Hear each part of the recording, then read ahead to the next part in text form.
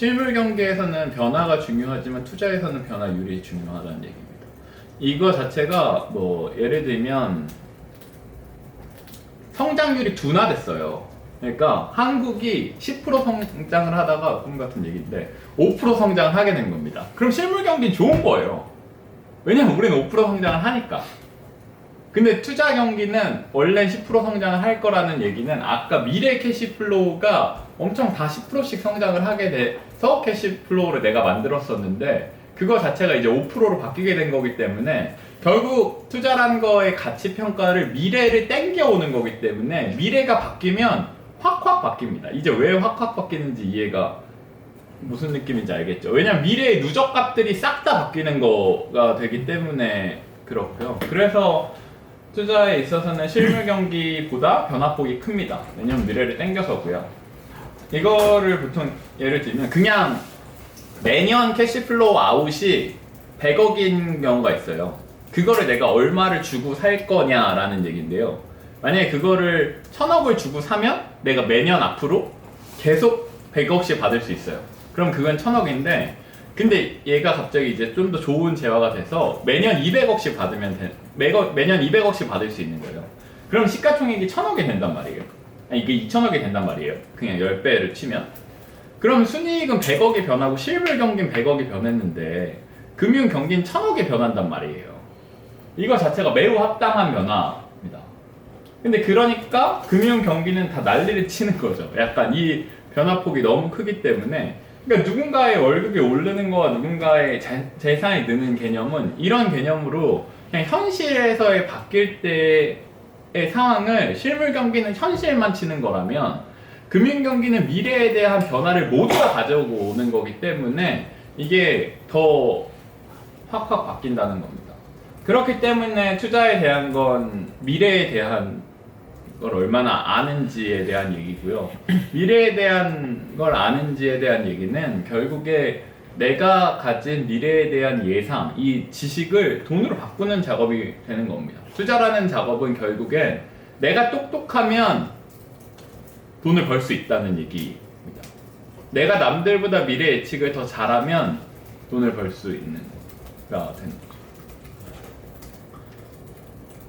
그래서 그냥 이 금액적인 거를 생각을 할 때 이 개념이 이제 와닿을 수도 있고 안 와닿을 수도 있는데 어떤 사람이 뭐 예를 들면 부동산 건물을 2천억짜리를 갖고 있어요. 그래서 그 건물에서 매년 100억씩의 이익이 나오는 거예요. 그럼 이 사람은 저 사람은 재산이 2천억이고 그냥 매년 100억씩 번대 라고 했을 때 마치 이게 2100억이고 막 3000억이고 이렇게 느껴질 수도 있는데 이 재산은 실제로 2천억입니다. 여러분들이 그냥 그 캐시플로우의 가치를 이제 생각을 하셔야 되는데, 그러니까 아까 얘기했던 대로 캐시플로우인 거죠. 마이너스 2천억이라는 게 마이너스 2천억을 넣기 때문에 이 100억이라는 캐시플로우가 나오는 거기 때문에 이걸 합산해서 계산하는 것 같은 건 틀린 계산이라는 거고 이 사례를 일부러 든 건 여러분들이 캐시플로우에 대한 이해를 제대로 해야 되기 때문입니다. 이 문장 이해되세요? 그러니까 2천억을 팔면 나한테 돈이 안 들어오기 때문에 저 100억을 합칠 수 없는 겁니다.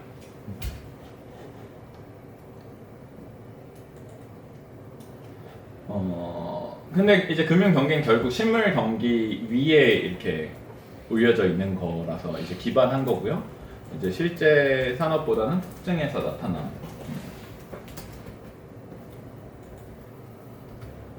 여전히 자산 증식 수단으로서 이제 투자라는 거를 하는데요. 결국 이 근로소득이랑 자본소득 이 두 가지가 다르게 있고, 근로소득이란 내가 일을 해서 번 돈이고, 자본소득은 내가 돈을 넣어서 새로운 돈을 번 차이인데요. 뭔가 돈을 버는 세상이 되게 잘못된 것 같고 사람이 돈을 더 잘 벌어야 된다고 여러분은 생각하시고 그게 돈을 더 잘 벌면 세상이 잘못됐다고 느껴지실 수도 있겠지만 실제로는 돈이 나보다 인기가 더 많습니다. 왜냐면 여러분들이 저의 시간을 산다면 제가 주식 강의를 하는 거랑 제가 돈을 여러분한테 주는 거랑 그러니까 여러분들이 돈을 내는 거에서 주식 강의를 고른 거예요.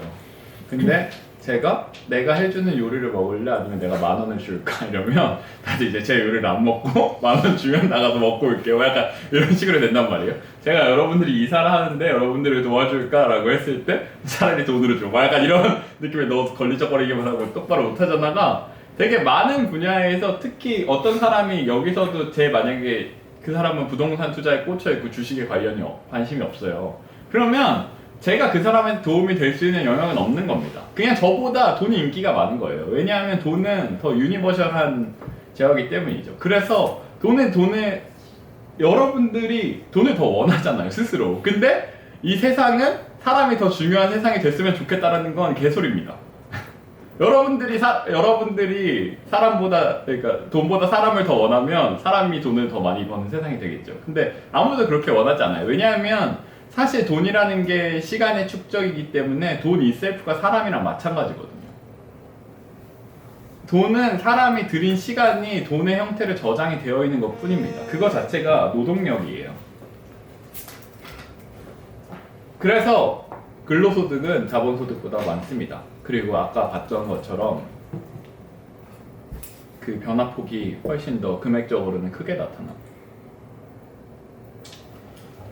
중요성에 대한 얘기를 할 건데요. 이제 수익률과 종잣돈과 기간에 대한 얘기를 할 건데, 그리고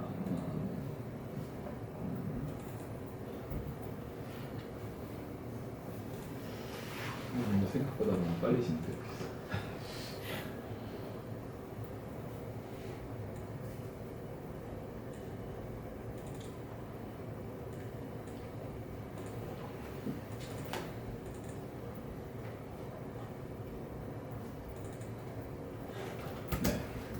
이 표를 해야 되는데, 그러니까 복리할 때 중요한 건 3가지 개념이 들어갑니다. 하나는 원금이 얼마냐, 하나는 수익률이 얼마냐, 하나는 기간이 얼마냐인데요. 가장 영향력을 많이 미치는 건 뭘까요? 라고 생각했을 때 이 표들을 비교해 보면 알 수 있습니다. 원금이 1,000,000원인 경우 나머지 상황들이 똑같을 때는, 그러니까 나머지 상황이 똑같을 때는 2594부터 25937 이렇게 10배의 차이를 내게 되죠.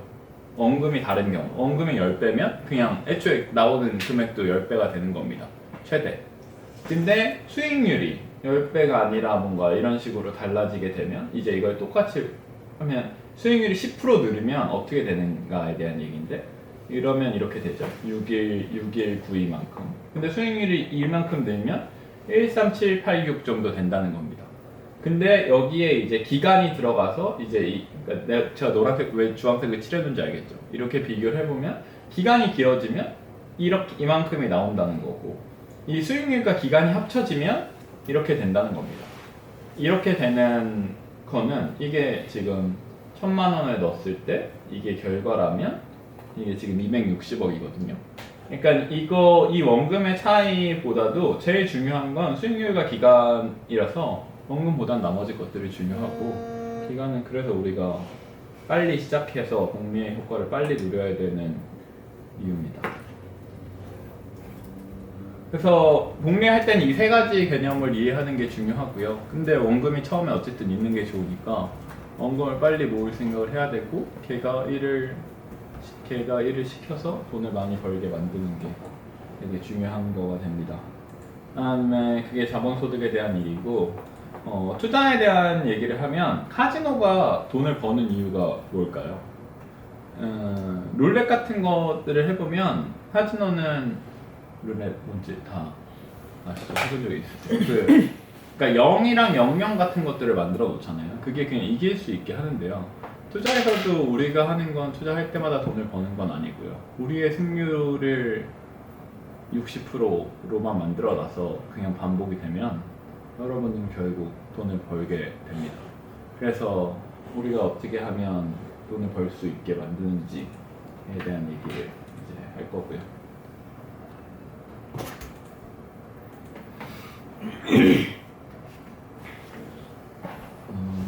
투자의 대상에는 부동산, 채권, 주식, 매자닌, 화생상품, 상품, 환율 이런 것들이 있습니다. 부동산은 다 뭔지 알 거고, 사실 부동산을 이렇게 놓기에는 뭐 여기에 막 적어줄 수도 있어요. 뭐 상업형 부동산, 주거형 부동산, 약간 이런 식으로 등등이 분리가 또 안에서 될 거고, 사실 이건 너무 크게 나누는 건데 제가 잘 몰라서 그렇고요.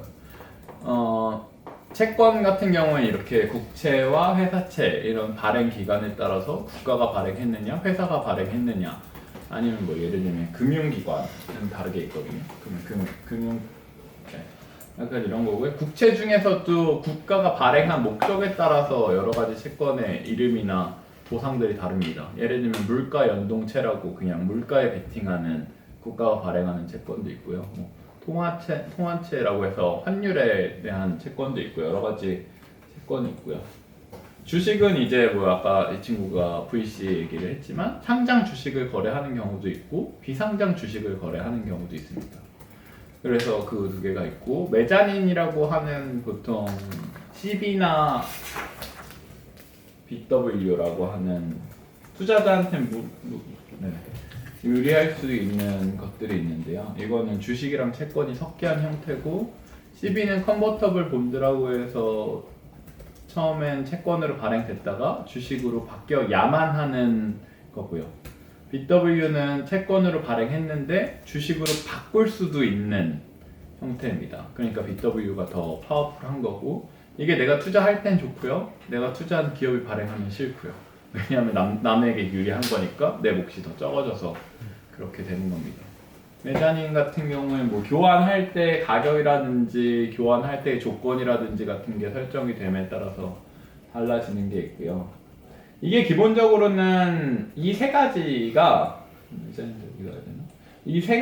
기본적으로는 발생하는 투자 대상에 답니다. 사실 부동산, 채권, 주식. 이 나머지 여기 있네요. 나머지 것들은 이 메자닌이나 파생 상품 같은 것들은 다 저거에 기반해서 그만할까요? 저거에